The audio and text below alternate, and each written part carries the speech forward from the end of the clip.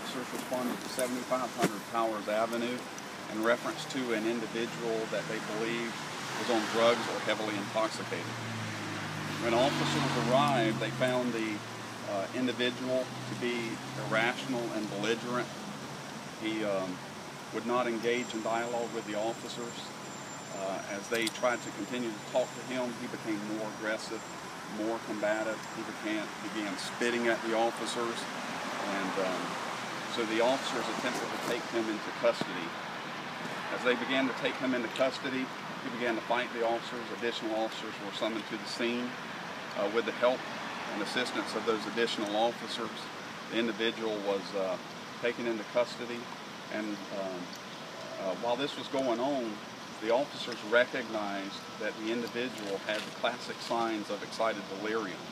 So prior to engaging the subject, they contacted rescue and had rescue on standby. Rescue subsequently transported the individual to Memorial Hospital. It should be noted here that because of the good work of these officers and recognizing excited delirium as a medical emergency and following the Sheriff's Office protocol and getting the measures in place that were needed to quickly get this individual to medical services, they probably saved his life tonight. So the officers should be commended for their good work and recognizing what they were facing there. Any idea how old this gentleman was and what he tells about his height and name, anything like that?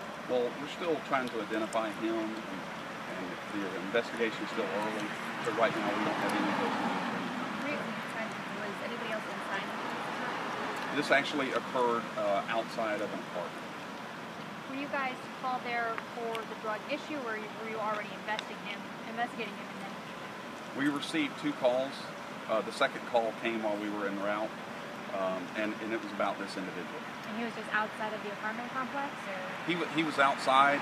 A neighbor recognized or saw him and recognized that he was acting irrational and that his behavior just wasn't normal, and so they made the call. What weapons was charged? No. Was he screaming anything in particular at the officers as he became more upset? I don't have that information right now. Was anyone hurt during all of this, police or this gentleman? As far as we know right now, no. What exactly is excited delirium? Excited delirium, it's a medical condition, elevated heart rate, pulse, elevated body temperature. There's a lot of things that can go with it, but like I said, it's a medical condition. What's the victim's condition now? Do you know? Is he stable at all? I don't know the latest, but he's at Memorial, and we believe he's going to survive. His 20s, 30s? I wouldn't want to speculate. Has he been arrested? Is he going to face any charges for his actions? Like I mentioned before, I don't even know his name, so I don't know his criminal history or anything like that. For excited delirium, is there any outward signs? I mean, we know you talked about heart rate, something like that. Was there what outward signs were there? You can just, the irrational behavior, paranoia, those kinds of things. How many officers did it take to put him in custody? I believe there were 4 officers at the scene. And no, just physical use, right? No use of taser or anything like that? No. Not that I'm aware of. Where do you guys go from here? Well, right now we're still evaluating the scene, speaking with witnesses, and so we're just going to do a comprehensive investigation there and make a decision from there.